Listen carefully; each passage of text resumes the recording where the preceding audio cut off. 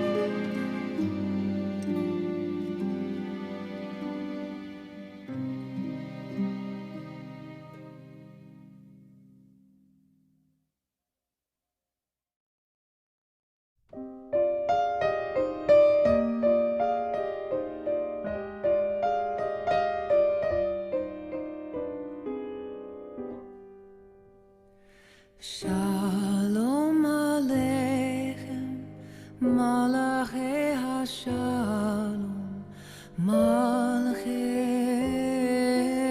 Elyon. Mi Melech, Malachei HaMlachim, HaKadosh Baruch Hu. Ochim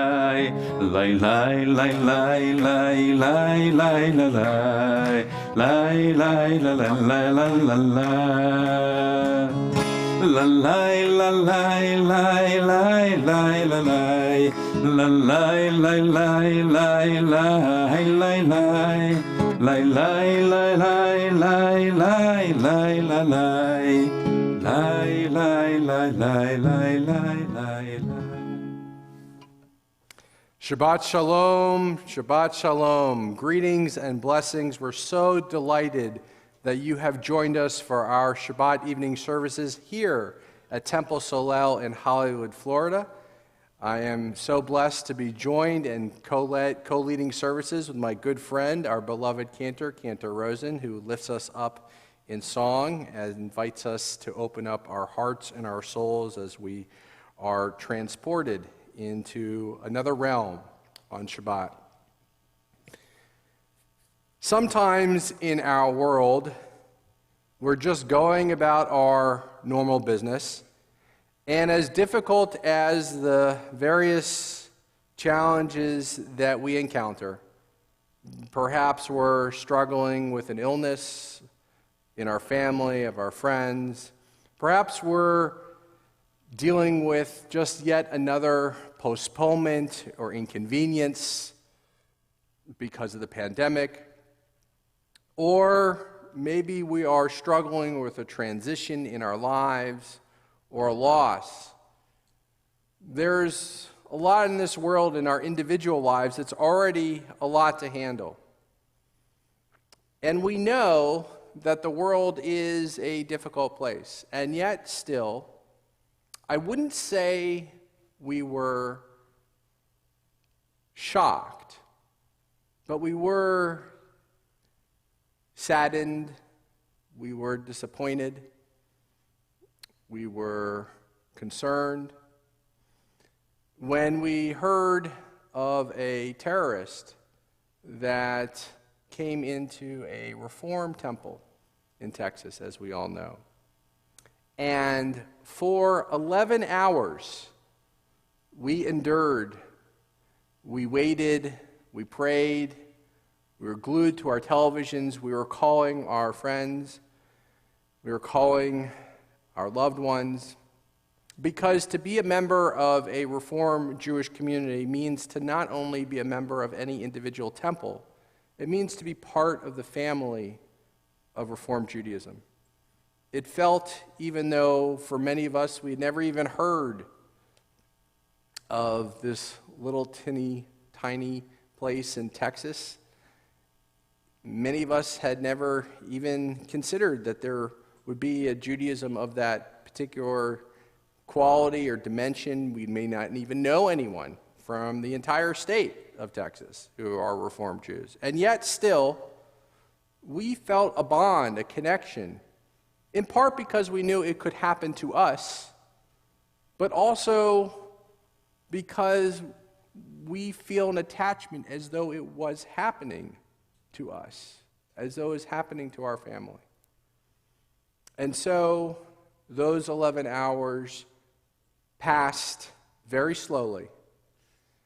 And even after our prayers were answered, it seems as though this week has been longer and harder in many ways than the week before, for the additional level of focus and concern and reflection and conversation, because not only were the Jews in Texas traumatized, we, in our own way, went through that similar pain. And yet, here we are, as we always are, on Shabbat. To be uplifted in song, to be uplifted in our tradition, to be uplifted by one another. Shabbat is this opportunity for us to breathe, to take a pause in our lives, to rekindle in ourselves a memory, an understanding, an inheritance, an obligation, a memory that reminds us that we are all created for the good, and there is plenty of it in this world.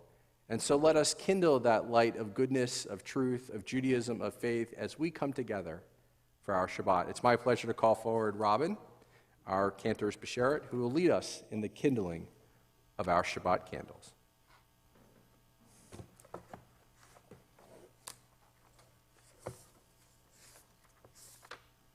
As these Shabbat candles give light to all, behold them, so may we, by our lives, give light to all who behold us.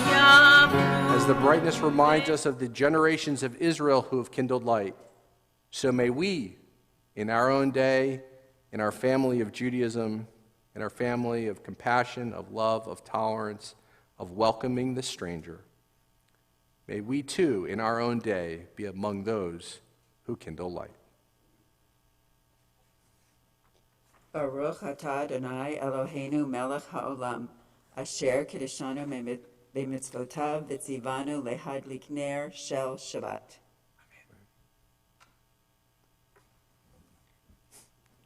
Baruch atah Adonai Eloheinu melech haolam, asher kiddeshanu b'mitzvotav v'tzivanu lehadlik ner, lehadlik ner, lehadlik ner shel Shabbat.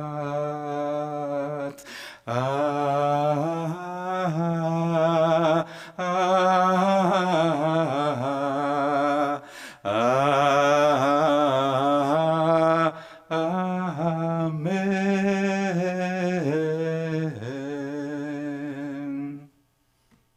Let us be encircled, enveloped. Let us be embraced by a wholeness of shalom, of completion, of balance, of harmony in our lives as we look towards a restoration of our individual lives, our collective lives, and of our world. Shalom Aleichem, peace to each and every one of us. Shalom Aleichem, Malachi Hasharet, Malachi Elyon, Mi Melech Malchi Hamlachim, Akadosh Baruch Hu. Boachem leshalom, Malachi Hashalom, Malachi Elyon. Mi melech malchei amlachim, Akadosh Baruch Hu. Baruchuni leshalom, Malachi Hashalom, Malachi Elyon. Mi melech malchei hamlachim, Akadosh Baruch Hu. צאתכם לשלום, מלאכי השלום, מלאכי עליון. ממלך מלאכי המלאכים, הקדוש ברוך הוא. O God, you are as near as the very air we breathe. Yet sometimes also we know, feel farther than the farthermost star. We yearn to reach you, to feel the sense of divine in our lives, to feel a sense of wholeness, to feel a sense of closeness to you, to all that is good and righteous in this world of division and demagoguery.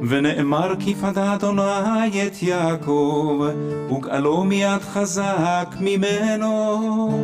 ברוך אתה אדוני, גאל ישראל.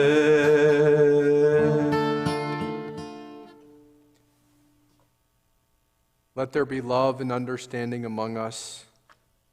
Let peace and friendship be our shelter from life's storms. Adonai, help us to walk with good companions, to live with hope in our hearts and eternity in our thoughts, that we may lie down in peace and rise up waiting to do your will. Baruch atah Adonai haporeh sukat shalom aleinu, v'al kol amo Yisrael, v'al Yerushalayim. ושמרו בני ישראל את השבת, לעשות את השבת לדורותם ברית עולם. ביני ובין בני ישראל אותי לעולם לעולם, כי ששת ימים עשה אדוני את השמיים ואת הארץ, וביום השביעי שבת ויהי נפש. לי לי לי לי לי לי לי לי לי שבת ויהי נפש.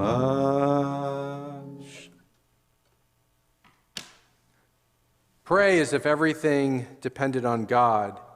Act as if everything depends on us.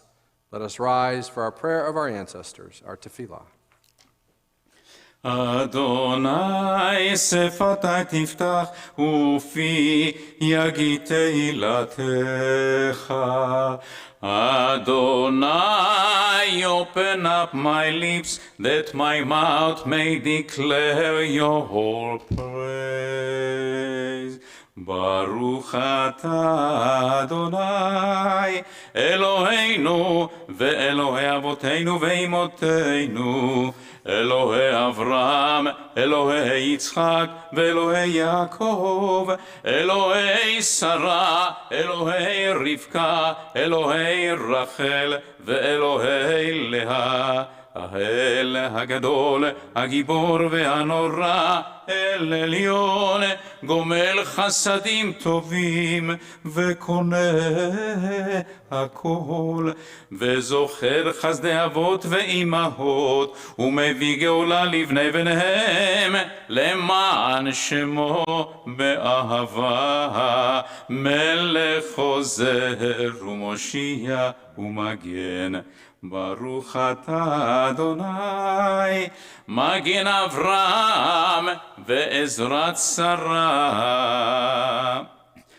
אתה גיבור לעולם אדוני, מחיה הכל אתה, רב להושיע, משיב הרוח ומוריד הגשם, מכלכל חיים בחסד, מחיה הכל ברחמים רבים, סומך נופלים ורופא חולים, ומתיר אסורים, ומקיים אמונתו לישני עפר.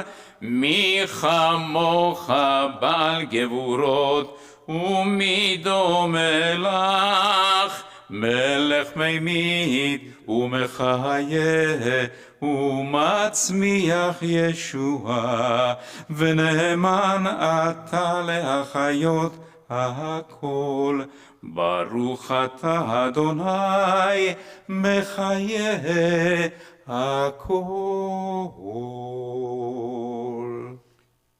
You are holy, your name is holy, and we who are holy praise you every day. Blessed are you, Adonai, the holy God. Baruch atah Adonai, ha'el HaKadosh. Friends, please be seated. May these hours of rest and renewal open our hearts to joy and our minds to truth. May all who struggle find rest on this day. May all who suffer find solace. May all hurt find healing on this day. May all who despair find purpose. May all hunger find fulfillment on this day. And may this day fulfill its promise. Baruch atah Adonai, Mekadesh HaShabbat. You are with us in our prayer, our love, and our doubt, and our longing to feel your presence and do your will. You are the still, clear voice within us. Therefore, O God, when doubt troubles us, when anxiety makes us tremble, when pain clouds our minds, we look inward for the answer to our prayers.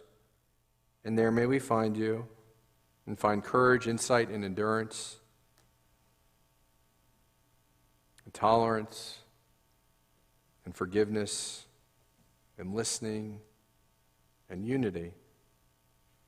And let our worship and all that we do in faith bring us closer to one another, that all Israel and all who seek you may find new strength for your service. Baruch atah Adonai shotcha levadcha bira na'avod. Modim anachnu lach shatahu Adonai Eloheinu v'lehei avotenu v'imotenu l'olam va'ed. Tzorcheinu mageni shenu atahu lador vador. Nodeh lecha nisaper tilatecha al chayenu amishim be'yadecha v'nishmatenu b'duchalach. V'nisecha sheb'chayom imanu v'al v'tovatacha asher v'chol et erev v'voker v'tzorayim. Ha'tov kilo chal rachamecha v'rachem kilo tamu chasadecha v'elam kivinu lach. God of goodness, we give thanks for the gift of life, wonder beyond words, for the awareness of soul, our light within, for the world around us, so filled with beauty, for the richness of the earth, which day by day sustains us. For all these and more we offer thanks. Baruch atah Adonai hatov shimcha v'chana'eh lehodot. Shalom Rav al Yisrael Amcha. Shalom Rav al Yisrael Amcha. Tasim leolam, tasim leolam. Shalom Rav, tasim leolam. Tasim leolam, tasim leolam. Shalom Rav, tasim leolam. Ki ata hu melech Adon lechol, Adon lechol hashalom. Ki ata hu melech Adon lechol, Adon lechol hashalom. Shalom Rav al Yisrael Amcha. Shalom Rav al Yisrael Amcha. Tasim leolam, tasim leolam. Shalom Rav, tasim leolam. Tasim leolam, tasim leolam. Shalom Rav, tasim leolam.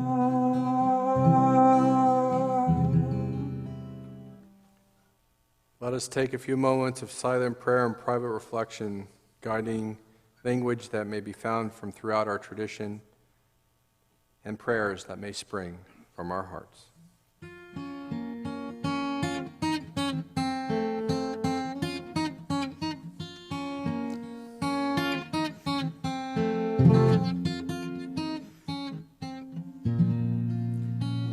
עושה שלום במרומה, הוא יעשה שלום עלינו ועל כל ישראל, ואמרו אמן. עושה שלום במרומם, הוא יעשה שלום עלינו ועל כל ישראל, ואמרו אמן. יעשה שלום, יעשה שלום, שלום עלינו ועל כל ישראל. יעשה שלום, יעשה שלום, שלום עלינו ועל כל ישראל. יעשה שלום, יעשה שלום, שלום עלינו ועל כל ישראל. יעשה שלום, יעשה שלום, שלום עלינו ועל כל ישראל. יעשה שלום, יעשה שלום, שלום עלינו ועל כל ישראל.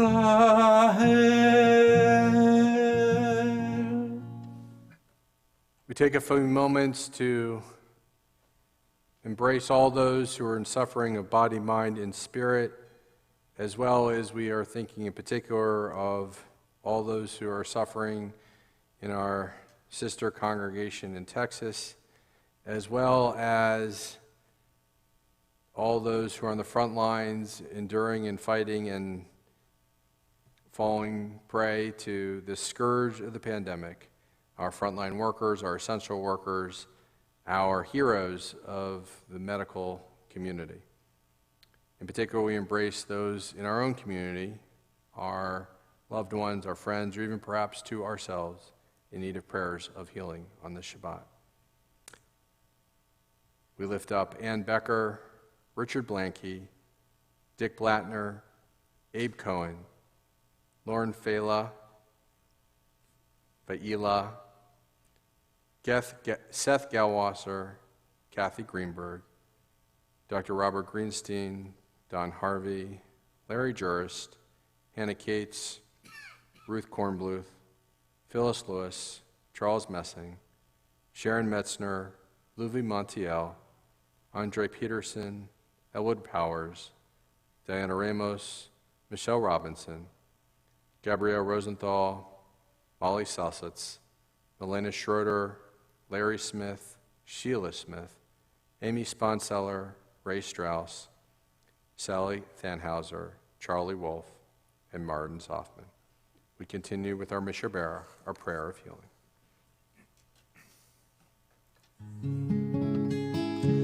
Misher Berach Avotenu Avraham, Yitzchak, ויעקב.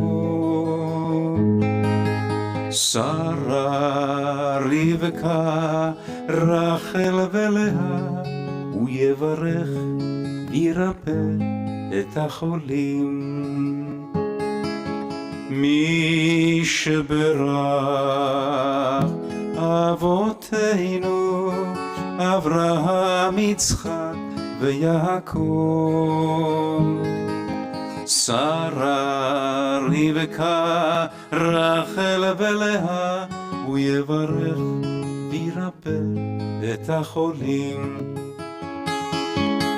אלנה רפאנה לה, אלנה רפאנה לה, אלנה רפאנה לה, אלנה רפאנה לה. מי שברך אבותינו, אברהם, יצחק ויעקב. שרה, רבקה, רחל ולאה, הוא יברך וירפא את החולים.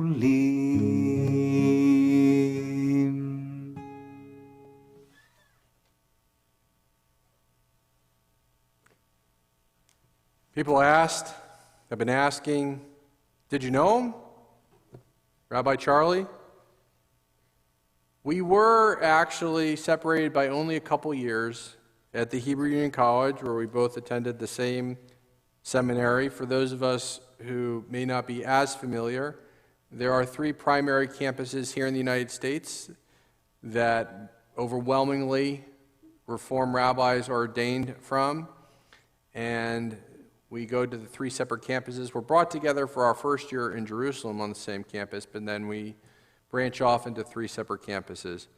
And each one of us who attends our distinctive campus is very proud of the campus that we were ordained from. And Charlie and I both went to the Cincinnati campus, and Charlie was about 3 years ahead of me.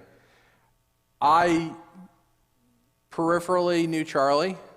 Of course, it's a small campus, so all of his beloved teachers were my beloved teachers.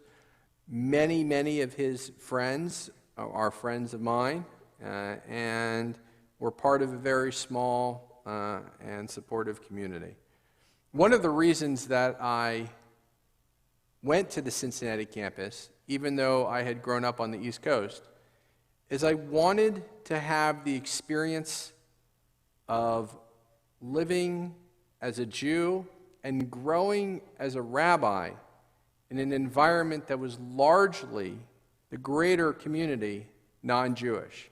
That's not to say that in most cities in the world, or definitely in the United States, that even where there's a high density of Jews, that we're still a minority within a larger community. But there are places where you have to sometimes make an extra effort if you want to befriend those who are not of your same tribe, not of your same faith, not of your same neighborhood. And there are other cities where, by virtue of just living there, your friends, your colleagues, your everyday life involves befriending and sharing lives with those of a different faith. And so in New York, in Los Angeles, I felt I'd have a similar experience to how I grew up in Maryland, in the area, not that I served most recently, but in the area where I grew up, which was in a lot of ways like Hollywood. Large, dense Jewish population, lots of Jews. In Cincinnati, lots of Jews, but not at the same depth, not the same density as in Los Angeles and New York, where the 2 other campuses were, certainly. And so I believe that those of us who are educated in that campus, both the education itself is informed by a construct where we look at text through a universal framework, opening ourselves up to more fully what do our lessons and wisdom of our ancient tradition, how do they apply in our everyday lives, and through philosophy and theology and all sorts of reflection and guidance from our very esteemed teachers in history and other subjects. How does the greater world experience, how does the great universal human experience apply to the particularism of Judaism? But it's not just in the text, it's not just in the classroom, it's also in everyday life, the application of Judaism in the greater community. So Charlie and I think many of us who graduated from the campus, including my beloved friend and our beloved esteemed Rabbi Emeritus, also was ordained from that campus. And so we shared this common thread of experience of being nurtured and cultivated in an environment where we were deeply vested in our devotion, our commitment to Judaism, but also aware of the greater world. And so I think that we are naturally predisposed, and I think this would be true of most Reformed congregations in most places, but particularly I would like to say those of us who were grown out of Cincinnati, that if you have a stranger, because it is part of our tradition, there's no greater commandment in our tradition than to welcome the stranger, that if a stranger were to approach any of our Reformed temples where we were serving as a rabbi, we would want our temples to be open, to be inclusive, to be welcoming. and to do what we could with some safeguarded and necessary protective measures, security, which we have here and which many Reformed congregations are blessed to have, to try and balance that understanding of security with the inheritance that we have of welcoming the stranger, to help us be open, even when it's difficult, even when it's challenging, to be open to those who are different from us, those who we may find to be strange, for we too were strangers in a strange land. So I have to say, I have been in experiences before where I was a little bit concerned about who would come into a temple or a synagogue that I was leading a service or a Torah study or an education program. It's happened to me before. But I never got to the point that Charlie got to, where his back is turned and he's praying to Jerusalem, as we all know, and he hears a click. What was he wondering in his mind when he hears a click? Was he wondering how heavy is his chairs that he could throw at the intruder? Was he wondering, is this it? Should I say my last moments of goodbye to God? Or was he wondering, maybe somebody just stumbled on something. Maybe it was a phone going off. Maybe it was a sound that I didn't quite recognize. So, even though, of course, no Reform rabbi other than Charlie experienced it, all Reform rabbis, and especially those that graduated from Cincinnati or studying there, or the teachers from that campus, can very much relate to the struggle, the tearing, the wrestling of the balance, and being in that moment. And in that moment, despite all of the security training, all of the protection, all of the effort and energy that's gone into that moment to be prepared, to still wonder, oh my God, what is happening? What have I done? It is not so shocking that we cannot literally put ourselves in that moment. So what are we to make of this?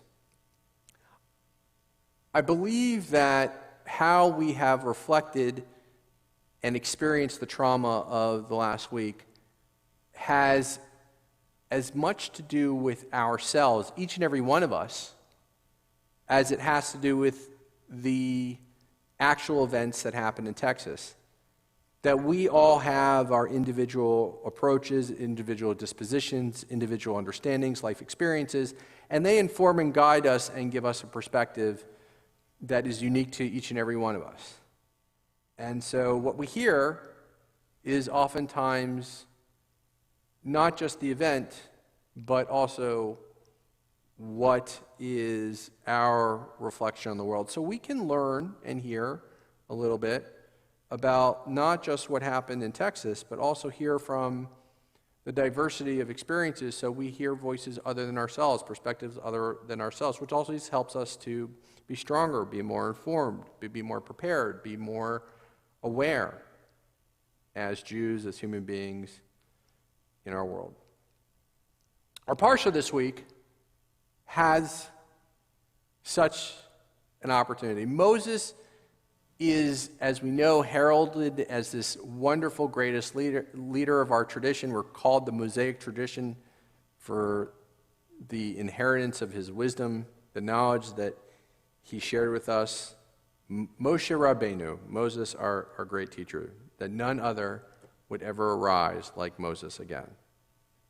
And yet, despite the awesome character and nature of Moses, he was not without his frailties and vulnerabilities and weaknesses as a human being or as a leader. And that's a lesson of humility that we can all take. And so the Parsha is called, there's not that many that are named after a person. And the Parsha, the section of Torah that we read from this Shabbat, is called Yitro. And then what's amazing is that Yitro is a priest grown up in another tradition, a priest from Midian. And he happens to be Moses' father-in-law. He happens to be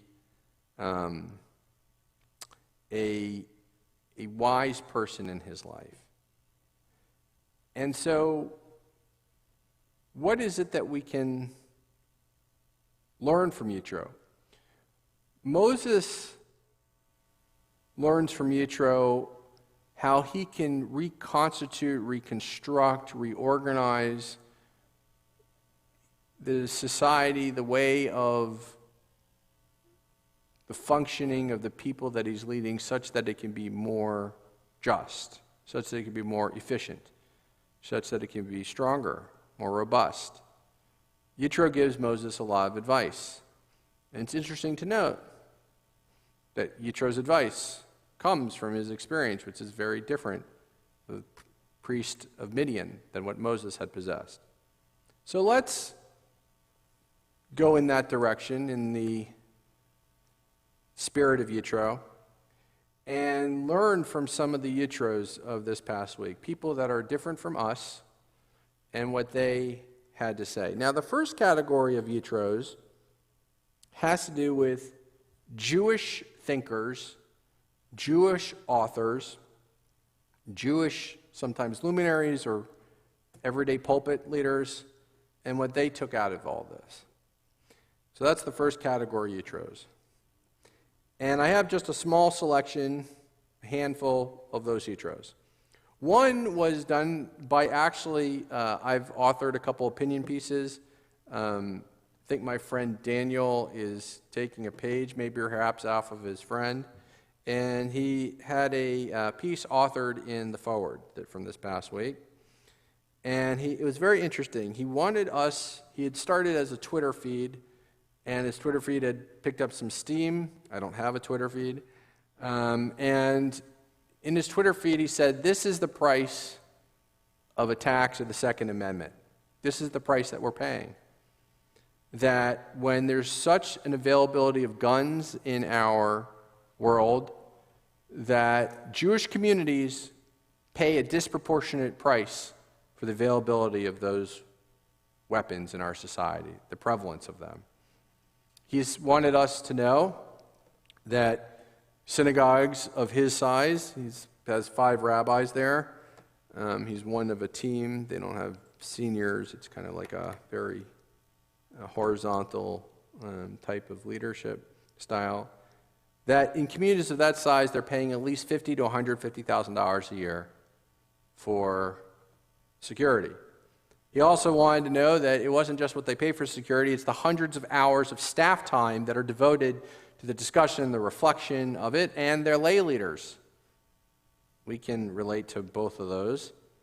He also mentioned that there's wish lists that they have of things that they'd like to do to reinforce their physical plant.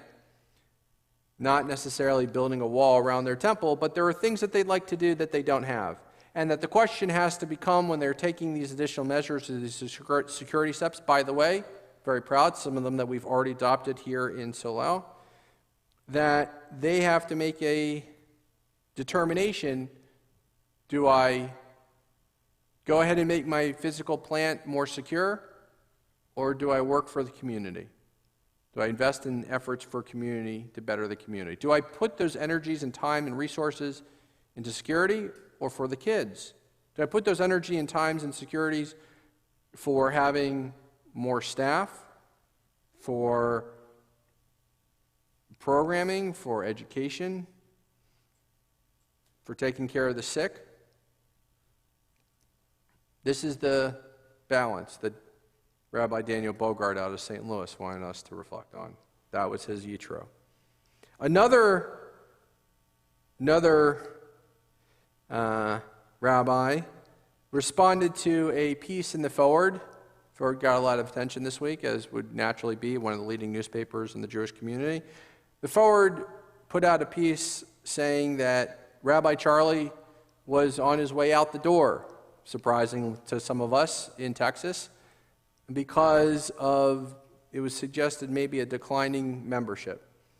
We were shocked. We were surprised. Why, this rabbi said, would you focus on a salacious dimension. It's not unusual for rabbis to move on.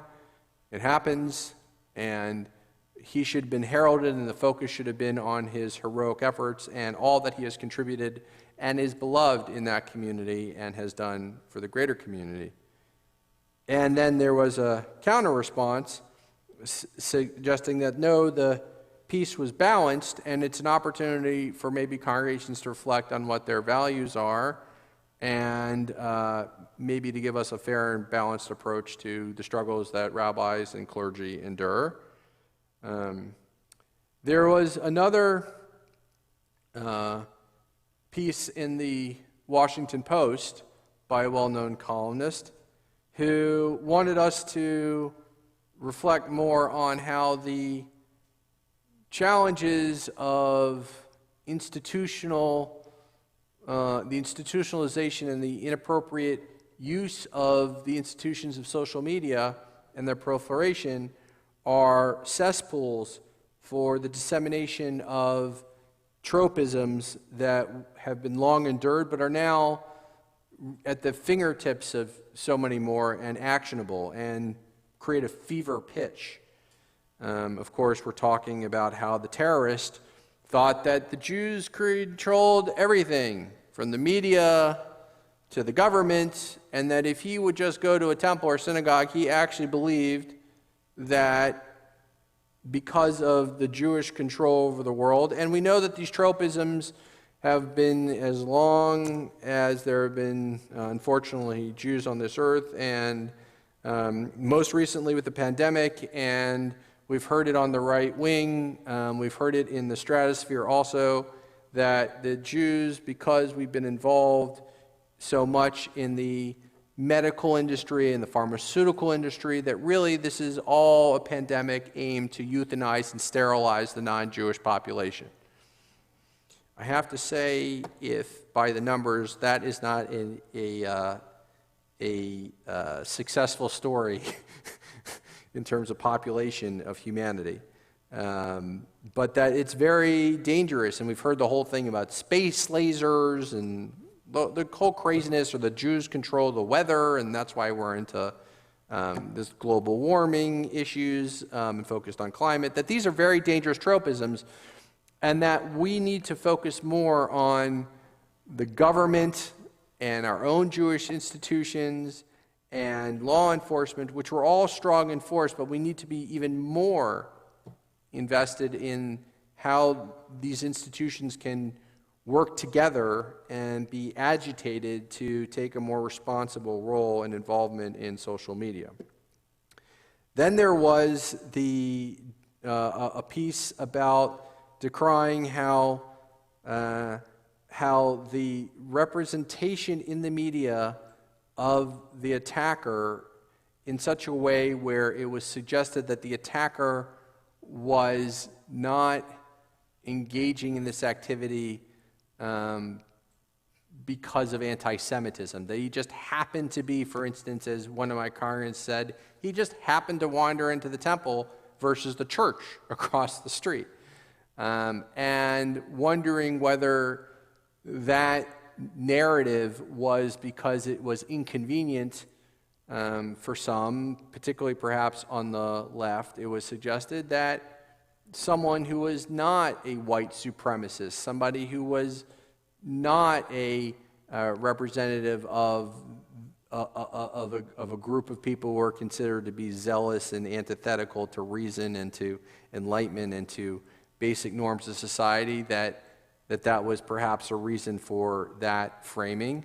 And then there's a counter response to that saying, no, maybe, especially as a minority group, maybe it would just have added flame to the fire, kerosene to the coals, where we would be doing something that we really ourselves can feel, to not put more attention on our Muslim neighbors and to not try and fan the flames that some would like to see of tensions between Muslims and Jews in America. And so that's perhaps a reason. Or even there was a discussion that perhaps the whole thing was really a misrepresentation of what the person who first presented the information about it not being an anti-Semitic event. Maybe that was a misrepresentation of the actual statement. So there was all of that. And we could go on and on and on. There are many, many yitros. I hope I've shared a couple of them with you, of the yitros from the Jewish community that spoke out and reflected. And again, each one of these really speaks to the experience, not just the event, but also of the people who are enduring or reflecting or have something to offer about this. Now, the next yitro that I have to mention, of course, is the yitro of Charlie. And Charlie shared with us, we know, as we've heard, that he had educational sessions, and these are important. For those who are wondering, yes, I've gone through many of the similar trainings that Charlie did. Yes, I think that it's great that we do some of that here at Temple Solel, and what we haven't done, we are now intentionally going to be doing more of. But also, Charlie wanted us to know that there's just too much violence in our society, that it's not sustainable in his words, and that we need to collectively work harder to address the violence amongst us, that it's not one particular community responsible, but that we together, rather than pointing fingers at one another, have to work harder to work on the problem of the lack of harmony in our society. And he also wanted us to know that he did not want us to live in fear, that this, in his mind, was an isolated incident, that he's led thousands and thousands of services, and nothing of this nature had even something close to like this had happened before, and that there are thousands of temples, literally, and the chance of this happening in any single one was very small, and did not want us to see this as representative of his experience as a rabbi or our experiences as Reformed Jews. I thought that was an interesting and good reflection for a Reformed rabbi who had just endured this. It shows a lot of presence. He also wanted us to know that that we demonstrate our commitment to the stranger, that we cannot forget who we are, that being hospitable and being open with hospitality means the whole world to Charlie. And in Charlie's words also, that we can't live in fear, that we cannot live in fear, that we don't know what's coming, we don't know what tomorrow will bring, but we just cannot live in fear. It's not a way to live. And we should not be approaching life as though we are afraid, even though we do have to take, as Charlie had done, obviously, some good and necessary safeguards. So we heard from the couple of voices of Yitro of the general Jewish community. We've heard the Yitro of Charlie. I thought we might want to hear or consider, hopefully, maybe the Yitro of the rabbi, your rabbi. And interestingly enough, where my Yitro begins was I happened to have been catching the news earlier the same day, and I did my rabbinic thesis, as so many of us know, in the city, about the city of Chicago. So I'm curious always about what's happening in Chicago. Our Rabbi Emeritus is as well, as he's from that city. And so Chicago has a special place. In fact, there's even a connection between Temple Solel's name and the city of Chicago. Chicago is an interesting place. In fact, I think one of our children of our congregation who's serving in Chicago as a rabbi right now. So Chicago means a lot of things to Temple Solel. And it just so happened to be that on that same day, on the weekend of MLK, that students had previously come out and they were beginning to form protests.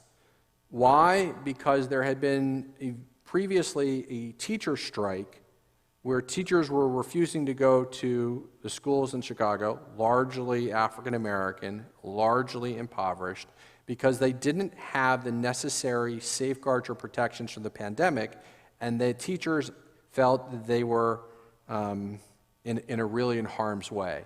being exposed unnecessarily. And I can tell you for a fact, my wife is a teacher. I can relate to this. And I was proud that even after the teachers came back, the students said, hey, wait a second, we weren't at the table. Our lives also matter.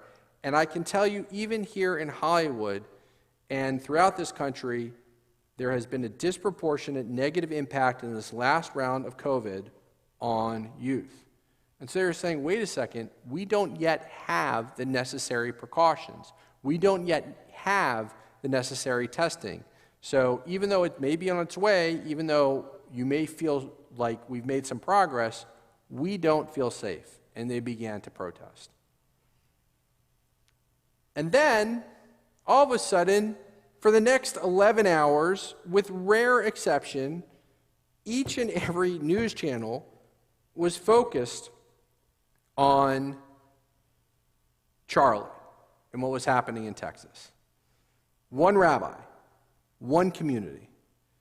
Now, in Marquette Park in Chicago, they've erected a statue to Martin Luther King.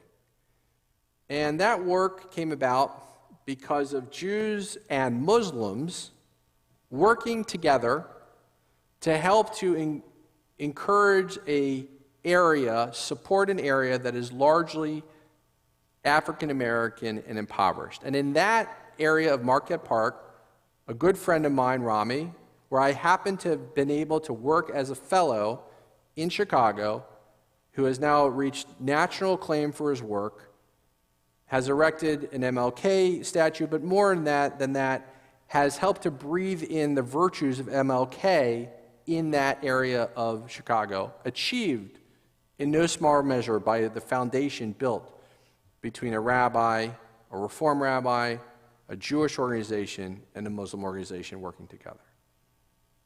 And so it upset me that the focus had been shifted from thousands and thousands of black kids who were suffering to one rabbi and 3 Jews. Not to say that I wasn't glued to the television, terrified, concerned, God, I'm praying that Charlie obviously comes out of this okay, and I got to also say, they had the right rabbi. And we all know that, but we, the rabbis, knew if there was a rabbi who could be up to that test, it was Charlie. Thank God it was Charlie. And as riveted, as concerned, as terrified as I was, I still was distraught that now there was no longer an attention on the community that I cared about and had an attachment to also, that I'd walked the streets, spent time with, and labored and have relationships with in Chicago. So I want to give you the yitro of Amanda Gorman, the inaugural poet from the Biden inauguration. You all remember her, I'm sure. And she wrote an op-ed in the New York Times. And she said, I was terrified. Why? I was scared of failing my people, my poetry, but I was also terrified on a physical level. COVID was still raging, and my age group couldn't yet get vaccinated. Just a few weeks before, domestic terrorists assaulted the U.S. Capitol, the very steps where I would recite. I didn't know then that I'd become famous, but I did know at the inauguration I was going to be highly visible, which is a very dangerous thing to be in America, especially if you're black and outspoken and have no Secret Service. She goes on later in her piece to say, was the poem worth it? The night before I was to give the inaugural committee, my decision felt like the longest of my life. Then later, but the sun rose, and I knew one thing for sure. I was going to be the inaugural poet. I can't say I was completely confident in my choice after having struggled all night, but I was completely committed to it. For she says, the only thing we have to fear is having no fear itself. Having no feeling on behalf of whom and what we've lost, whom and what we love.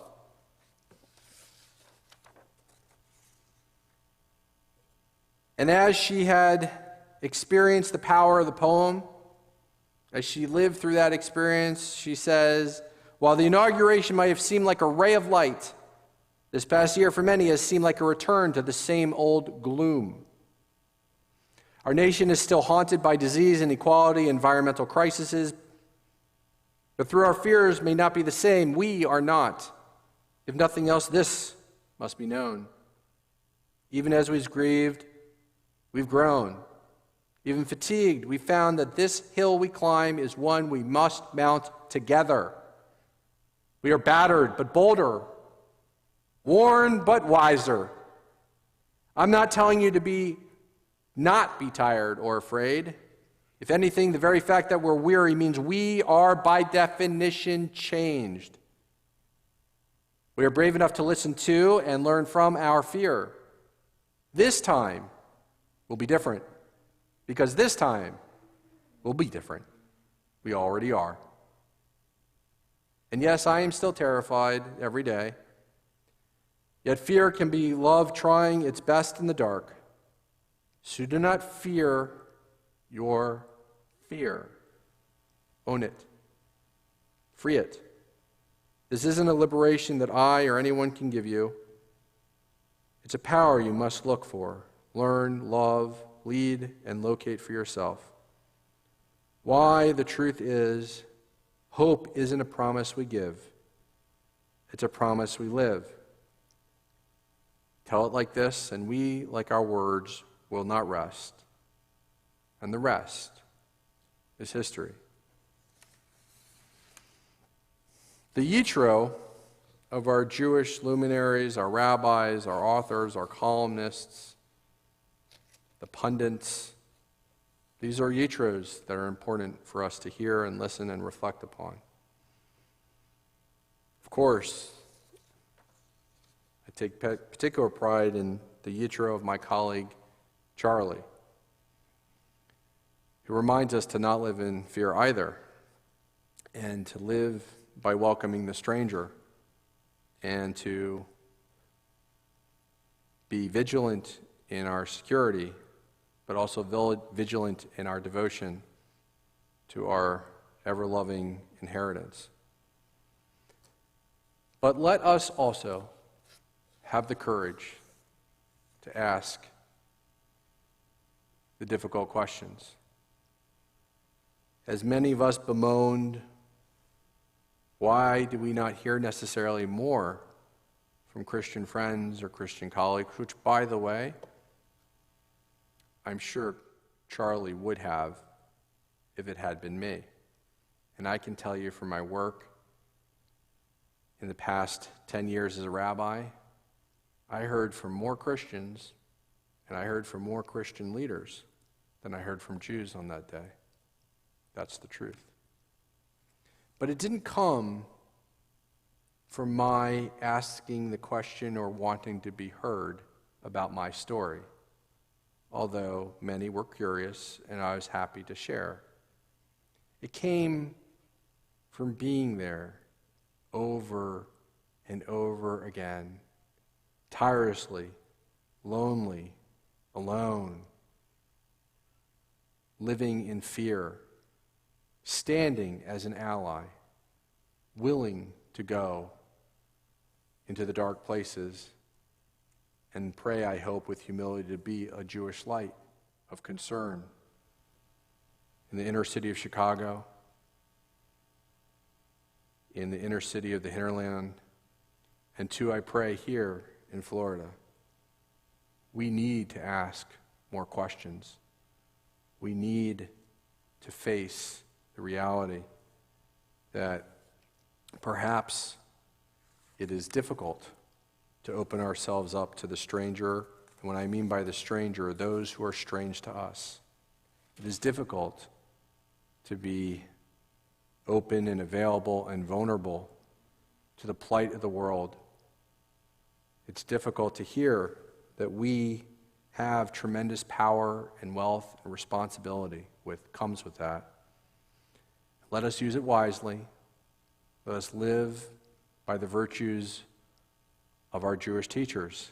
Let us live by the virtues also so too of our prophet Martin Luther King and by the prophetic words of the inaugural poet. Let us be strong. Let us be proud. Let us be open. Let us be willing to challenge ourselves and, most importantly, to be challenged by ourselves and by our gods to live the virtuous life that God wants us to live. Ken Yehi Ratzon, may it be God's will. Let us rise for the adoration.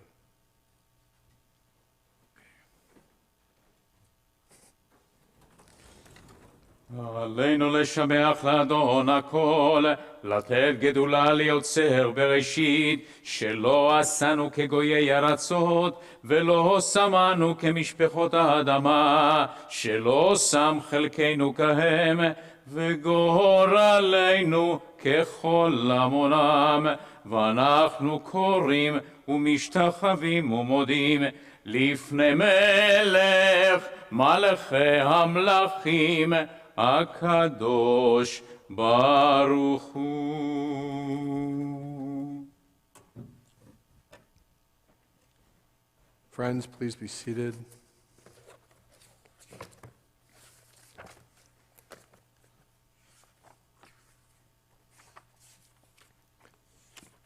May we gain wisdom in our lives, overflowing like a river with understanding.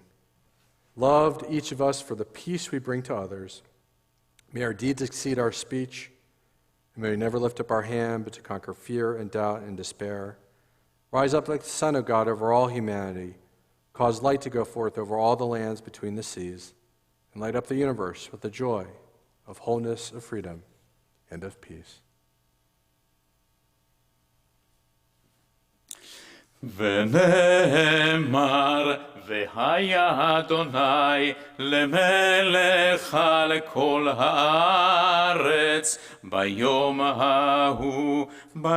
ההוא יהיה אדוני אחד ושמו אחד.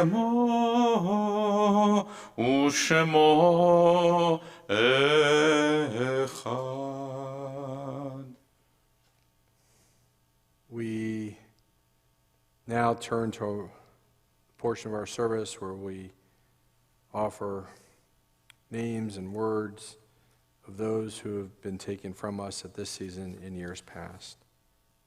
In sacred memory, remember Edna Bader, Anita Beck, Howard Belsky, Anna Boslovsky, Everett Brower, Helen Brower, Martin Brown, C.J. Coleman, Benjamin Cooper, Billy Cotton, Ann Davis, Grace Durbin, Marilyn Feiberg, Hannah Fine, Herman Fisk, Paul Frank, Rosalind Friedman, Jack Ginsburg, Doris Click, Beatrice Goldbart, Katie Goldberg, Florence Goldstein, Etta Greenberg, Milton Harris, Fanny Hershkovich, David Horowitz, Stanley Horowitz, Edwin Katzen, Leonard Katzen, Vivian Kaufman, Judy Cobold, Sylvia Leibowitz, Samuel Littman, Roderick McKenzie, Helen Martin, Blanche Math, Isabel Milner, Stanley Niederman, Evelyn Panzer, Millie Pincus, Ann Pollock, Billy Pollock, Molly Rosenberg, Ginny Roth, Sophie Ruskin, Irma Schneier, Marilyn Schwartz, Samuel Siegel, Matthew Schraga, Harry Schulman, Esther Trope, Burton Warner, Lynn Weiner, Monroe Werner, May Zucker, and Charles Plost. Let us rise for the mourner's Kaddish. Yigadal v'kadash me Rabba, v'yama divrach yerutei, v'yamlich malchutei, v'chayechon v'yomechon, v'chaye dechol beit Yisrael. B'gala v'zman kariv v'yimru amen. Yehesh me Rabba mevarach li'lamul me amaya. Yibarach v'yishtabach, v'yipa'ar v'yitramam v'yitnaseh, v'yitadar v'yitalev v'yitalal, shmei d'kudashah b'richu. Leila min kol berchata v'shirata, chush berchata v'nechemata, damiram b'yama v'yimru amen. Yehesh lama rabba min shemaya, v'chayim aleinu v'akol Yisrael v'yimru amen. Yoseh shalom b'mirmav hu yoseh shalom, aleinu v'akol Yisrael v'yimru amen. May the one who creates harmony on high bring peace to us, to all Israel, and to all who mourn, to which we offer. Amen. Friends, please be seated. It's my privilege to invite the past president of our congregation, David Topping, who will offer some words of welcome for our Shabbat and a few announcements for our congregation.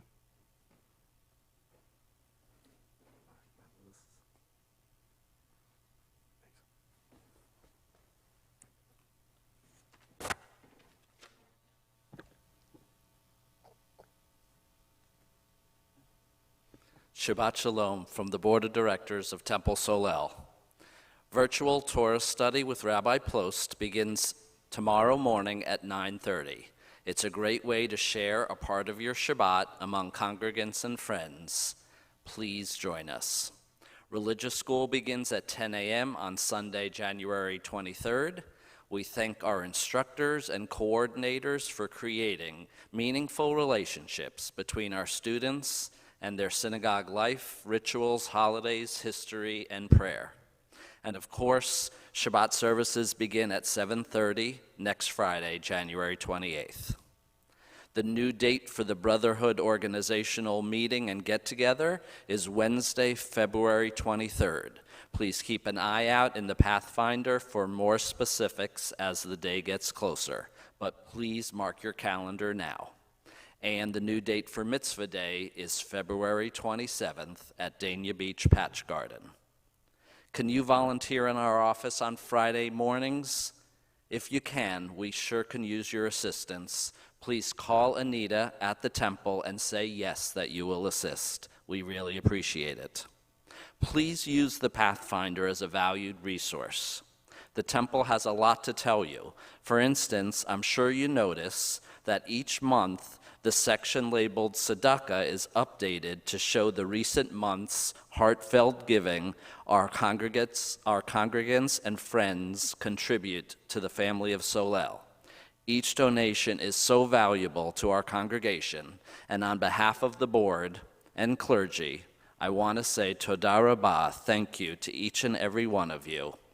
Please make Temple Solel a philanthropic priority in your life. This past week, with all of the news, I attempted to close my eyes to all that and even close my eyes to Novak Djokovic's drama at the Australian Open, although he didn't even get to the Australian Open. So I turned toward one of my favorite tennis players on the professional circuit, Diego Schwartzman. Schwartzman ranks number 13 in men's singles. He was born in Buenos Aires to Jewish parents. Two of his great-grandparents escaped from Nazi persecution.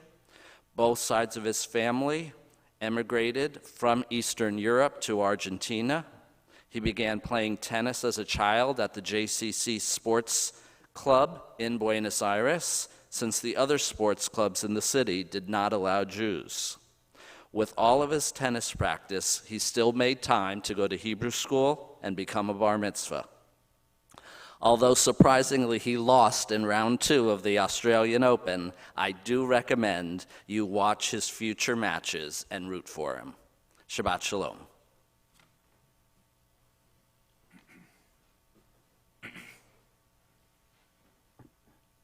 I would be remiss if I didn't mention Scott, what's Scott's last name today?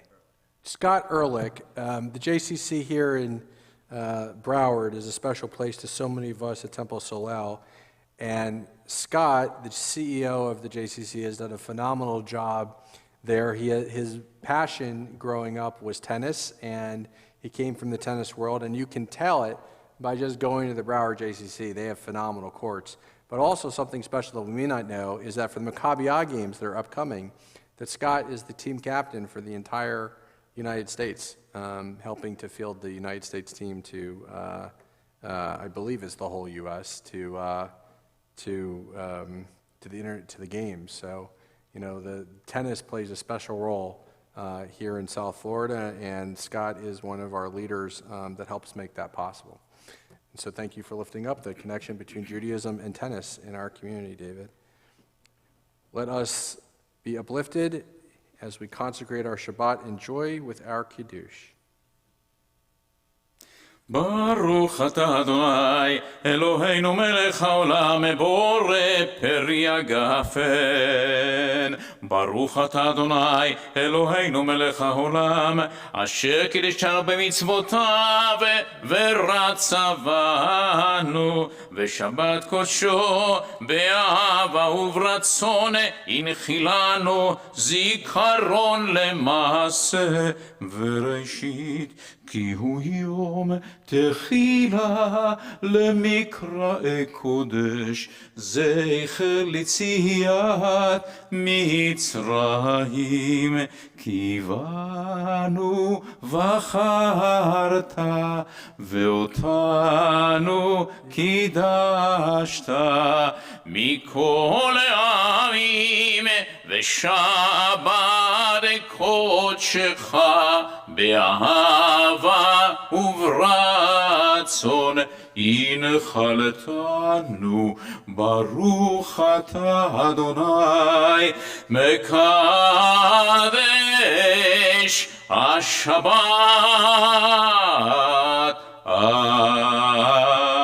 אמן לחיים.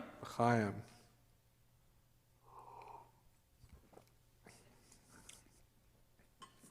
Baruch atah Adonai Eloheinu melech haolam hamotzi lechem min haaretz. Amen.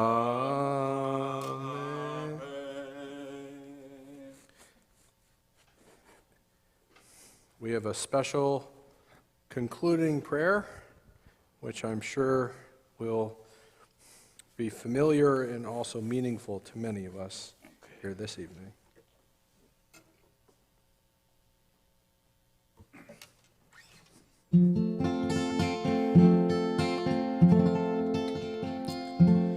We pray for healing of our people. We pray for healing of the land and peace for every race and nation, every child, every woman, every man.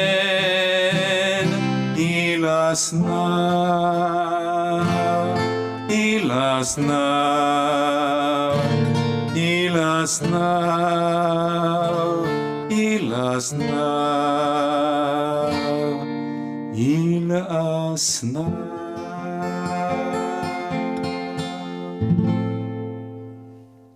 Let us continue to pray for healing, healing for our community, healing for our sister family in Texas, healing for all those who are suffering from this pandemic, especially those who have truly been left behind by historic discrimination. May we continue to learn by the yitros of our life, be open to the different perspectives of our Jewish leaders, our Jewish teachers.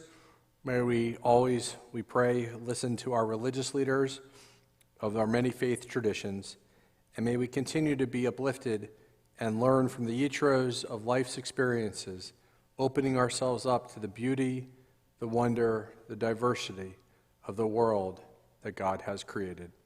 Shabbat Shalom.